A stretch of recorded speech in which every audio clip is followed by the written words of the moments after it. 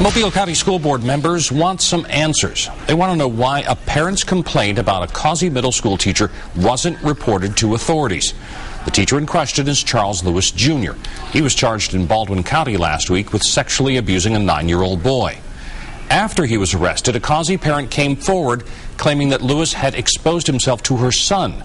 Tonight, the school system is trying to figure out if that complaint was properly handled. Fox 10 News reporter Libby Amos has our continuing coverage. No one at the school has to prove or disprove anything. They don't have to believe it or not believe it. What they have to do under the law is to report it. They have to report it to law enforcement and or the Department of Human Resources. That's what the law says. They are mandatory reporters. The law has no gray area about that. That's how Pat Guyton, director of the Child Advocacy Center, explained Alabama law pertaining to child abuse. Despite Guyton's take on the law, Superintendent Dr. Roy Nichols still isn't sure there was a need to report an incident involving Lewis, an incident that happened back in September. The circumstances come very close to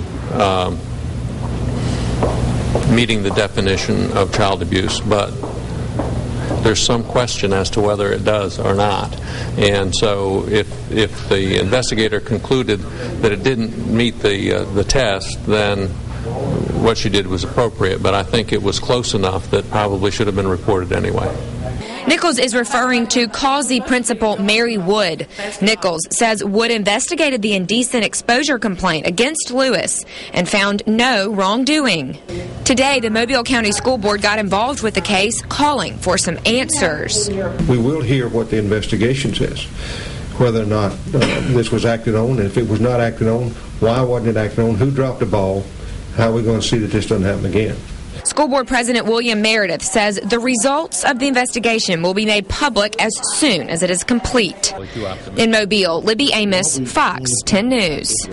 Dr. Nichols says he expects to get preliminary information on the investigation next week. Now here's a timeline of how we got to this point in the Lewis investigation. There are lots of twists and turns, so let me sort it out for you. Last July, Baldwin County deputies say Lewis sexually abused a 9-year-old boy who was not a student at Causey. Now keep in mind, investigators didn't find out about this alleged crime until earlier this month. In September, in a separate case, a Causey parent filed a complaint against Lewis saying he had exposed himself to her son inside his classroom.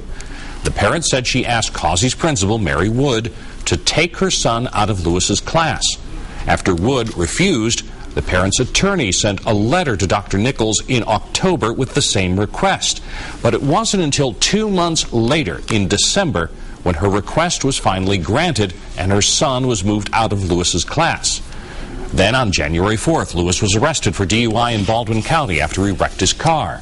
That's when deputies found out about the alleged crime back in July. On January 12th, Lewis was arrested again. He was charged with sex abuse and contributing to the delinquency of a minor because investigators say he gave alcohol to the 9-year-old boy. The day after that arrest, Causey's principal and a spokesperson for the school system told us they knew of no complaints against Lewis.